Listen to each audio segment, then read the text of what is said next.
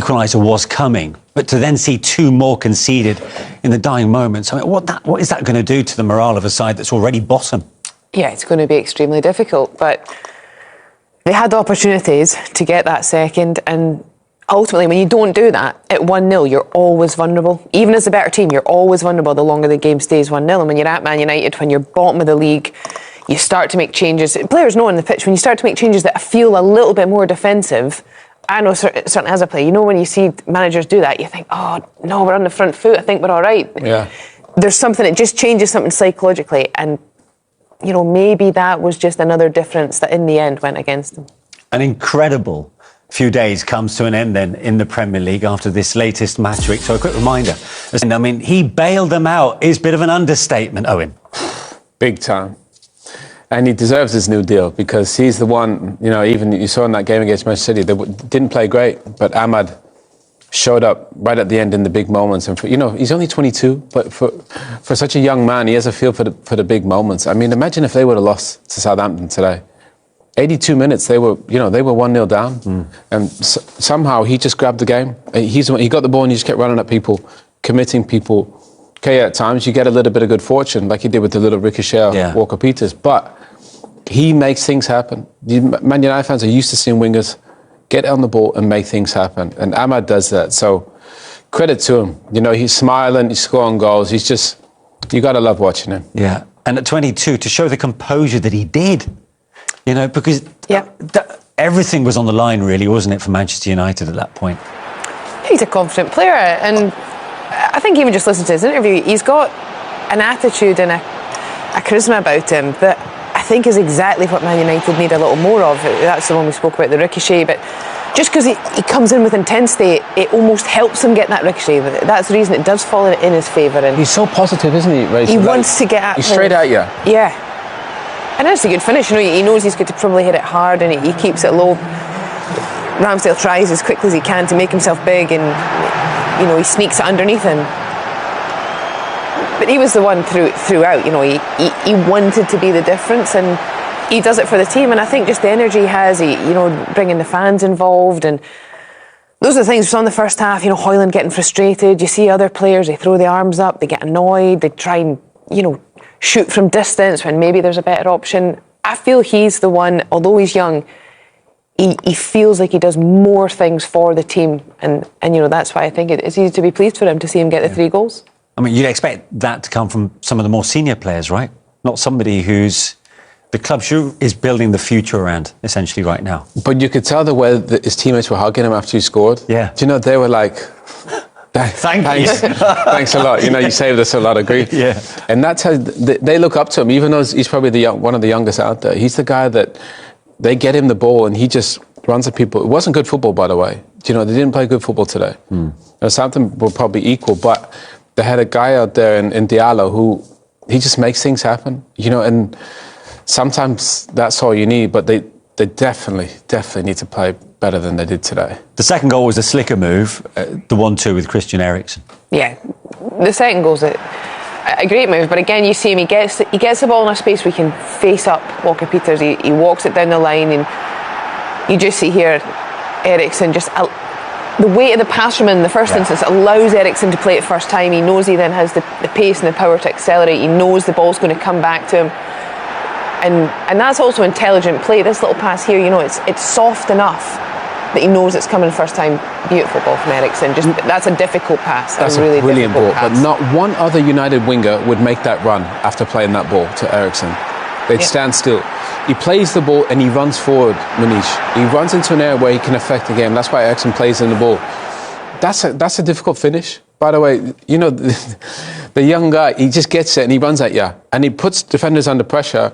And you got to love that. I love just the fact he keeps running. You know, he wants to make things happen. I know it sounds very simple, but it's important.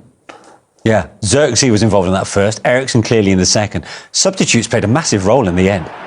Yeah, well, for both sides, you know, I think for United and Southampton kind of lost control of the game. I mean, that's why they're 20th. You know, they played so well. We were brave, tried to play football. Our Bellis, he's a good young player. Can't make mistakes like that. But one thing, Rachel, we mentioned, Diallo, he presses, doesn't he? He's so good pressing. And you know, he makes you think you've just a few more seconds than you do, and then he's on top of you. It's really poor, really poor from Southampton. But Amad's done that. A few goals United have scored recently, but it's that pressure that he comes to score goals. You know, you sensed when the equaliser was scored, Danny, you heard them say it on site, you sensed a change of mood. Yeah. You could see the enthusiasm as he ran around celebrating that goal. I mean, the night just got so much better for him. But what did this prove for United, do you think? There is a long way to go. I think when you look at Amad, it's 5 goals, 4 assists in 10 games in the Premier League under Amorim. And that's the type of play that he wants. Energy, desire, commitment, you know, never knowing when you're beaten. And he has been incredible. Now, the problem that you have, there's a lot of pressure on Amad now. And we've seen throughout the years with Manchester United, they're known for bringing younger players through, especially when they had that successful era. But there were senior players in the team then that could look after their own game as well as looking after the younger players. Whereas now, sort of, it's the younger players that are sort of driving the game. OK, Mainu was taken off at half-time. We've seen Garnacho fleeting in and out. But Amad's he's been absolutely sensational. And if anything, he's probably leading the way for a lot of the senior players. How much does this maybe change the course of his career or his position, his role in the team at United, what he just did today? He just continues to grow. I think I see him as one of those players at the moment that is having moments in games where the timing of the run's right, the finishing's right.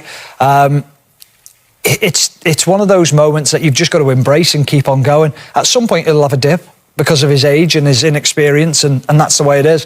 But I mean, you've just got to ride that wave at the moment. I think what we need to point out here, and Danny makes a really good point, is that a lot of Manchester United fans will come away from this game very pleased with the result and think, oh, we're back and that's great.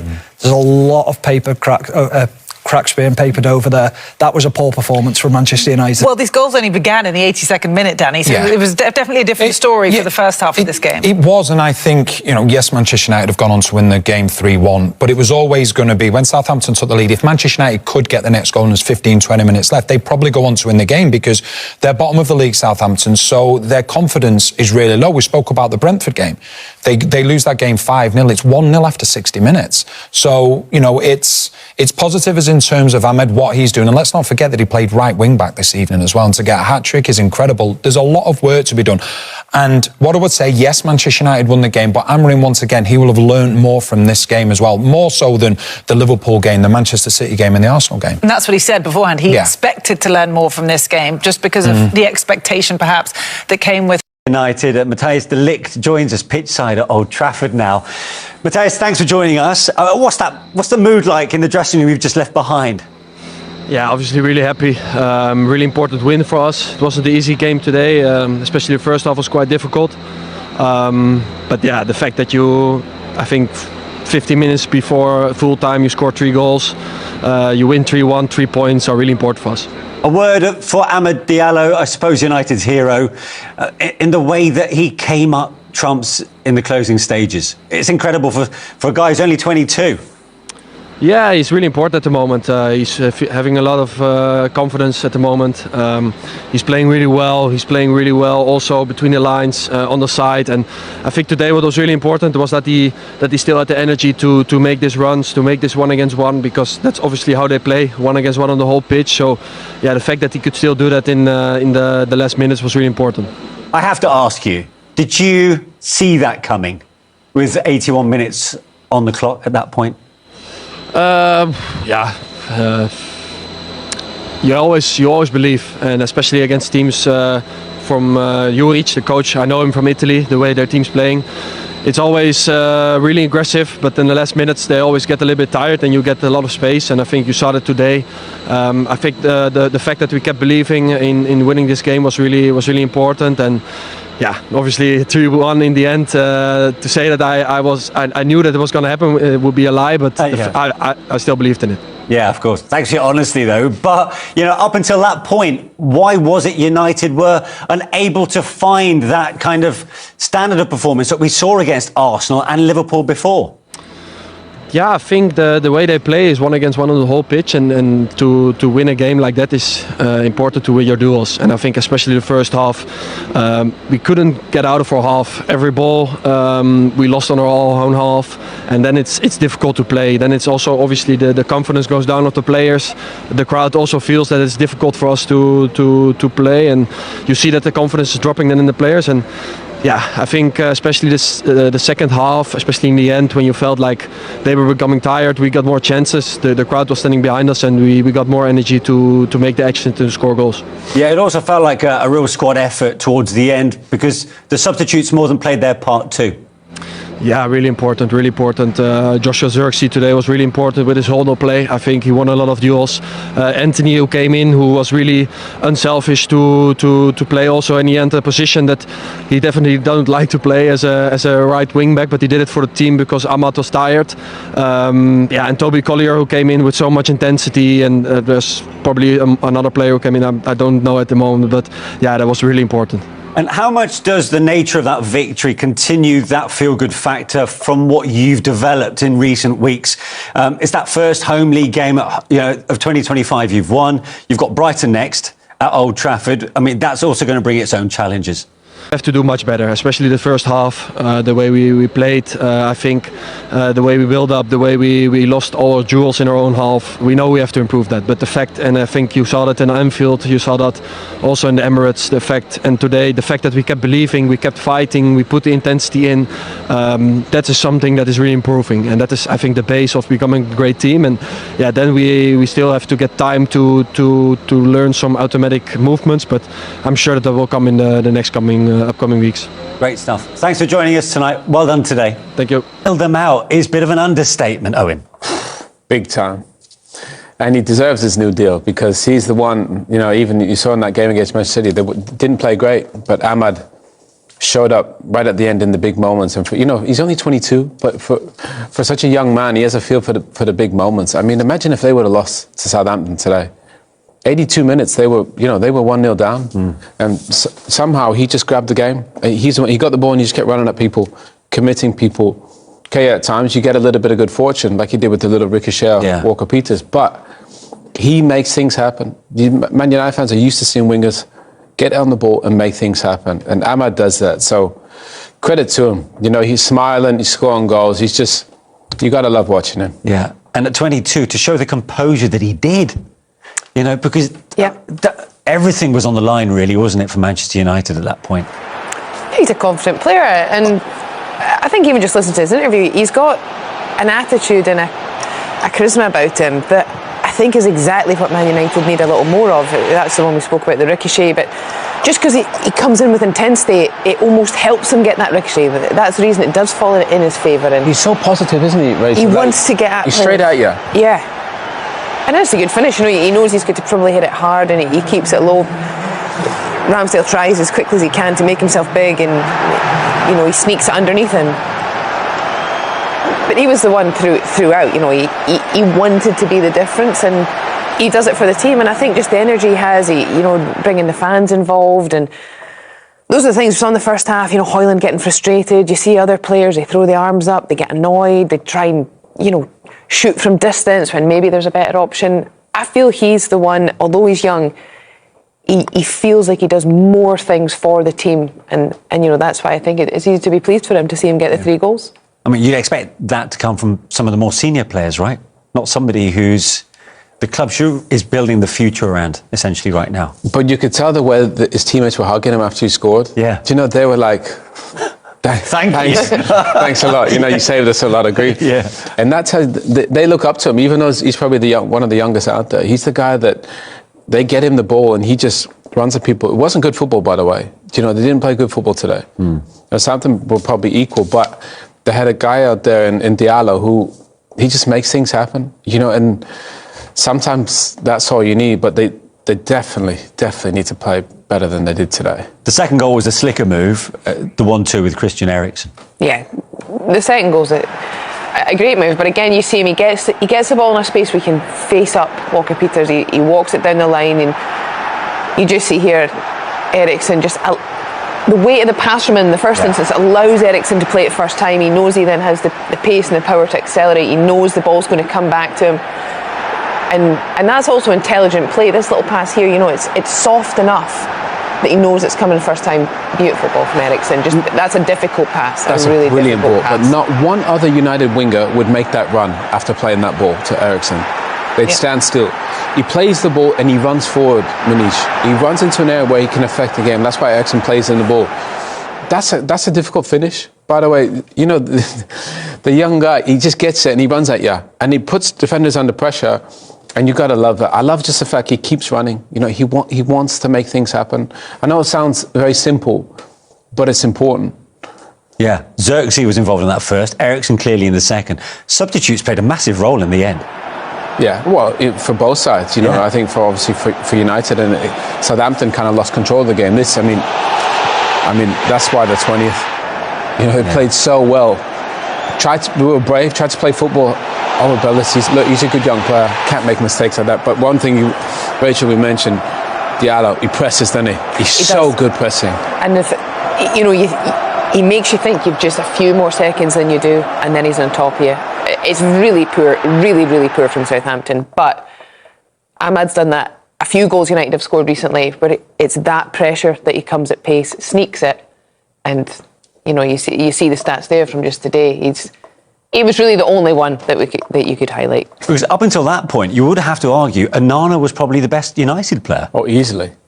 I mean, the amount of saves that he had to make Onana in the game, he was so busy. I mean, at 82 minutes, nobody at Old Trafford would have said that game would finish 3-1. Manchester United. They didn't really look like scoring, but credit to them. They hung in there, and they found a way to win a game where it wasn't vintage. Yeah.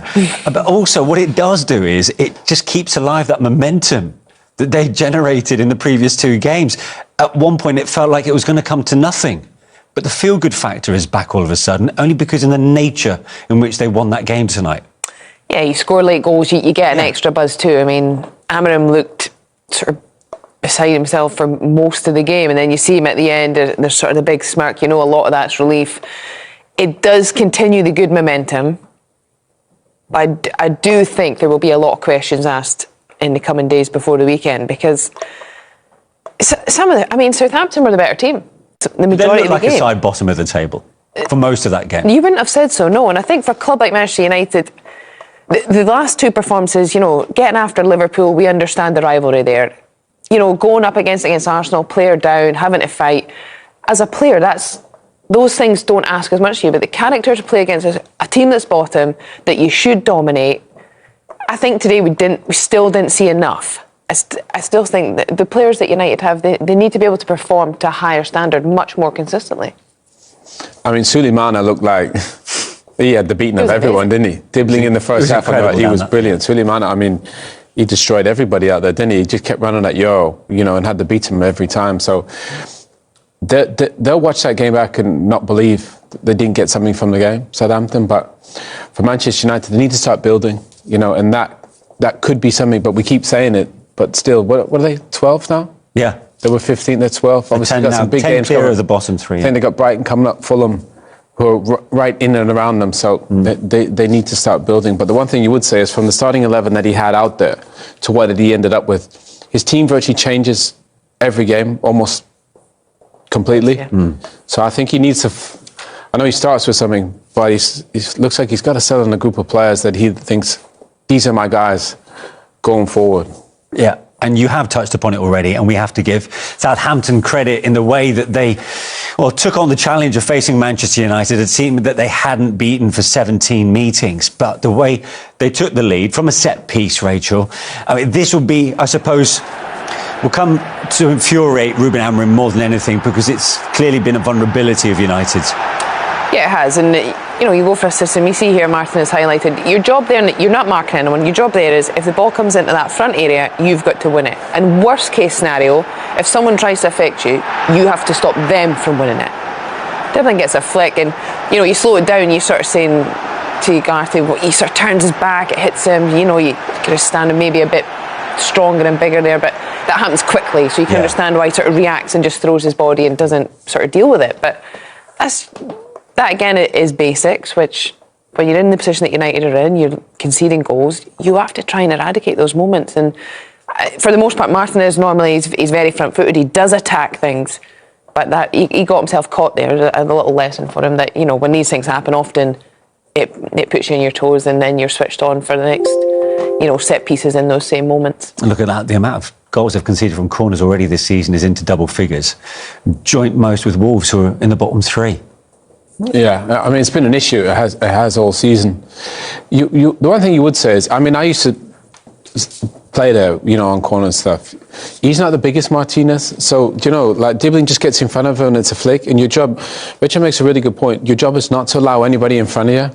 You know what I mean? Even in front of him. Yeah. And then he gets in front of you. Like, once the flick happens, everybody's in trouble, and that's why the goal goes in. So if somebody's coming, you just bump him, get him out the way, and then you win the header. So I'm not sure that's a position Martinez. But he's been told to go there. No, right? obviously from the man. But what I'm saying is, I'm not sure that's normally for like a defensive midfield player, or I think he's better off being in his natural left-sided position. Yeah, in my opinion. But again, that's up to the manager. But it's been an issue all season. Well, up until the point Amad Diallo hadn't got on the score sheet, we were saying just now, Andre Onana played his part in keeping the scoreline down and almost making that victory possible in the end. Let's have another look at that double save, for example. I mean, that will be seen as a crucial point in the game. A really big moment in the game, because at this point I think Southampton were starting to get a little bit of momentum. You see dribbling there, just rolls Martinez. I mean, great skill, that's just great skill. But Onana does really well. First save, gets down low, comes at him quickly, and then the second save he's up sharp and makes that big block for the second one. But dribbling here, great, just lovely feet to then cut back inside Deligt and get shot off quickly. And yeah, Onana's really the hero from the first half. Yeah. I mean, yeah, dribbling he was brilliant. He's only 18 years old, got a lovely left foot, he's quick, he's explosive, gets into those spaces. Onana does great. You know, he made some massive saves in the game there, even that one. You know, his chest, he's got composure, he just hits it straight at Onana, who makes himself really big. And he's made a lot of big saves this season, Onana, for Manchester United. And that point in that first half, they were under pressure there, United. Yeah. And Onana kept them in the game. See, I just wonder how big a call Amorim had to make who to be in goal after what we saw against Arsenal. Bayinde was incredible at the end of it, but, you know, he is his go-to guy in the Premier League this season. In fact, he started all the games so far. He is, and I think Minder deserved the opportunity in the Cup, and he did have a good game. I think probably it was something where it was maybe the right decision to keep that continuity with Onana for the league. Right, let's get... Many congratulations on the victory, but what's your overwhelming emotion that you've won a game that for a long time it looked like you might lose? Yes, we had that feeling. We lost some chances. It was not a great game. We didn't do a great game, but I think after Liverpool and Arsenal, I felt the team a little bit tired and always late, especially in the first half, and with a lot of problems between the lines. The speed of Suleiman was really hard to catch, and they create some chances also. But then we improve in the second half. They lost some strength because they were doing man-to-man during the pressure. Then we take control of the game. We create chances. You had a feeling that it's going to be hard, but in the end, I think we deserve the win. Were you surprised by Southampton, the fact that they deservedly led and might have scored more than the one goal they managed in the first half? I was not surprised. I know that this coach puts a lot of intensity. His style is known in Italy. They were stronger in the duels in the first half, but like I said, then the second half they lose some power, and they took advantage of that. And I think the most important thing in this moment is to win, and we do it. Amad Diallo has scored some big goals for you. A hat-trick tonight, his first in senior football. Just how impressive was he in that final 12 minutes? Yeah, he did a great job. Even during the game, he has a lot to improve. He played in a different position today than in the second half. He took advantage of his ability. Good assists from the players. The last goal was similar from Everton, the recovery. So he did a good job, but he has to prepare for the next game. He's a young player, obviously, with a lot of responsibility on his shoulders, and he said to us that he felt like somebody needed to step up. How admirable is it that a player of his age, of his stature, is able to contribute in the way that he did? Yeah, all the players in this team have the same responsibility. He doesn't have to step up. That thing will appear if he do the work, if he train well. Good things going to happen. So he has the same responsibility of every player that play for Manchester United. But he's in a great moment. He's doing a very good season. But like I said, we see this in the past with a lot of players, young players in our squad. So he has to continue to work and to play like that. Thanks for your time. Congratulations. Cheers. Now, that was really interesting, and that's been one of the features of his interview since he's been in England, is he's almost disarmingly honest.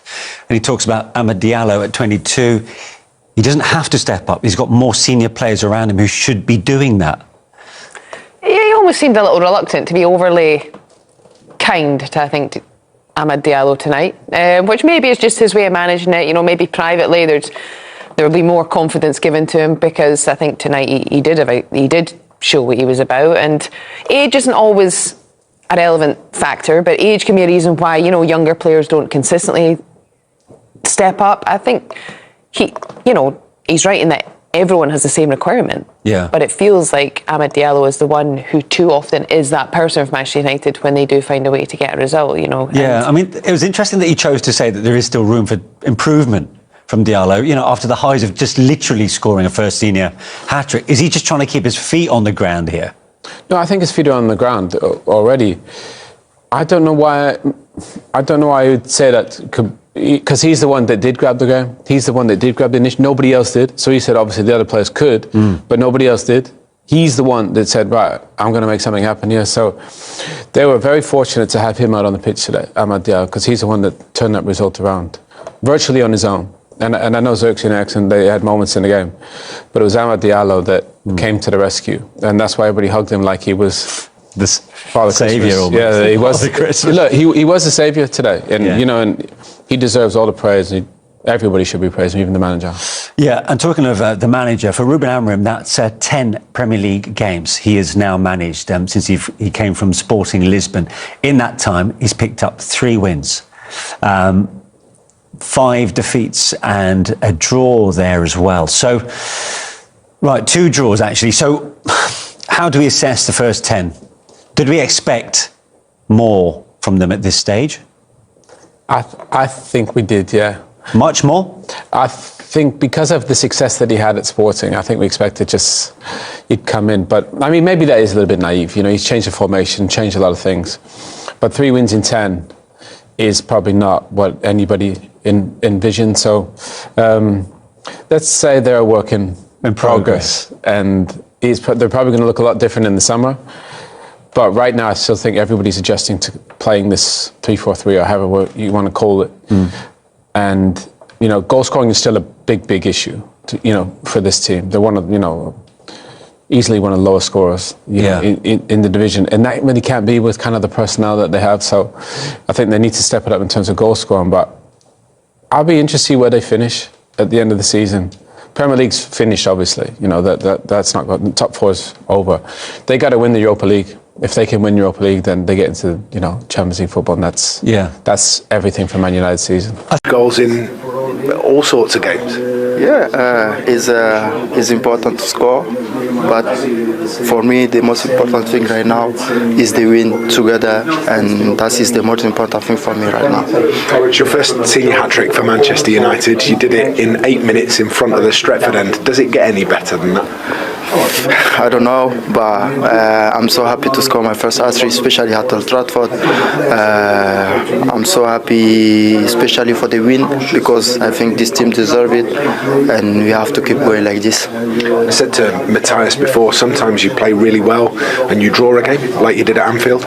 Sometimes you play less well and you can get 3 points, and that's what makes football brilliant. Yeah. Today, I think, especially in the first half, we were not good enough, but I think we believe it until the end, and we push, and the fans was already there to push us, and we won the match. But we have to keep going like this, because the next match is against Brighton. It's a tough match, and we have to be more focused.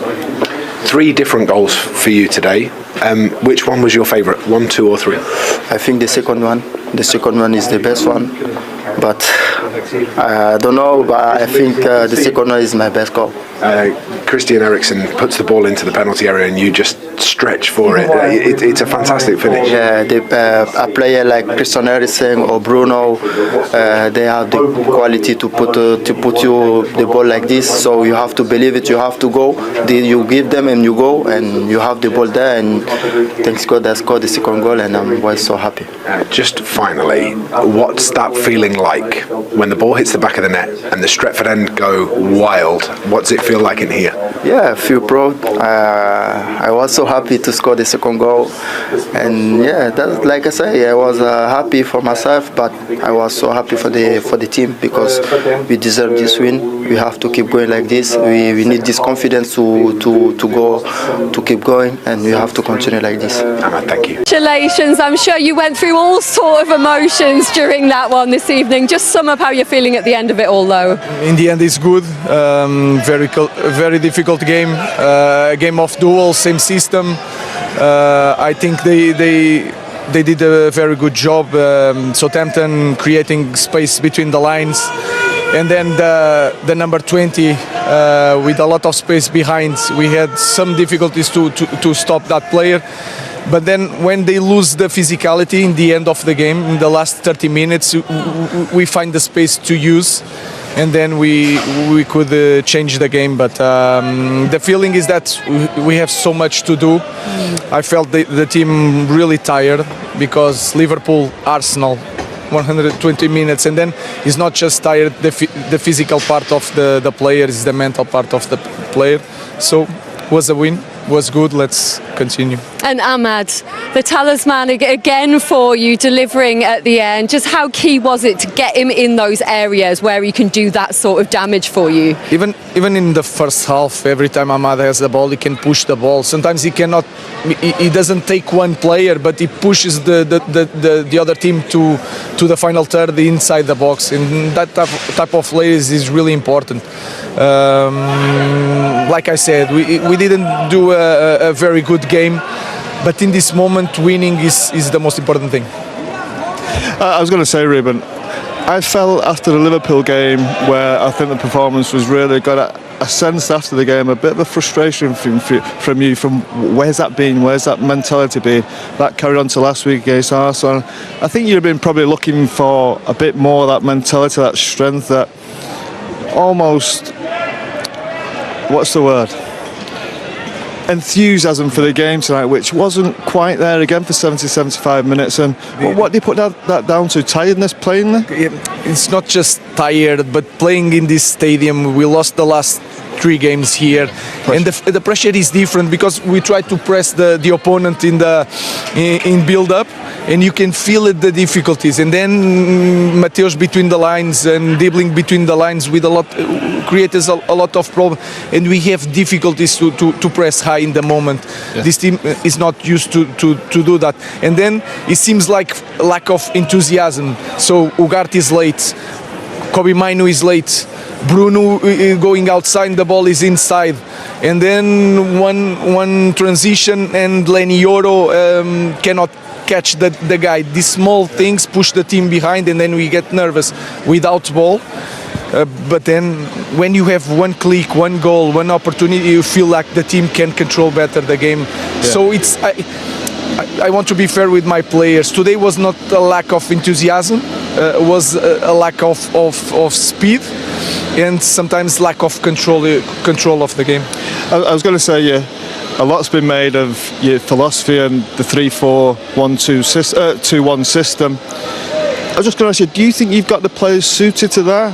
And if you haven't, how long do you think it could take to get to that level? First of all, it's hard. Of course, they are not used to play like that, because you have to cover a lot of space. You have to jump.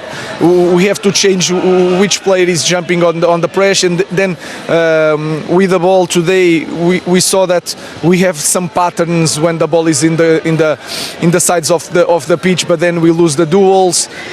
It's hard to explain now. We don't have the training, so I cannot tell you that they can do it or not. Yeah. But it's a different system. Is so completely different what they are used to do it. So I don't know how long it's going to take. But the profile sometimes you can understand is not the right ones. But we have to improve players, and we know the situation of the club. You have to continue. Bruno, you mentioned there obviously the problems, but what did you say to them to solve it then at half time? Because you looked frustrated, the ground was frustrated, and they weren't doing what you wanted to do. So what was you telling them then at half time? The first thing is more to close the middle and to push the ball outside, because we had a lot of problems the ball between the lines. And then I told them to in the game of duels we have to keep the ball, and sometimes you see the ball in the Amad or Nu's ball inside and Rasmus wants to turn the ball. We have to keep the ball because just one connection change side of the game and the field is open. And then I told them that in this kind of teams that they were pressing man to man, the simple things of good pass and movement, good reception is the key to the simple things is the key to get the chances. I think they improve in the second half. Ruben, we have to let you go, but thanks so much for coming out to join us. Good luck. Thank you.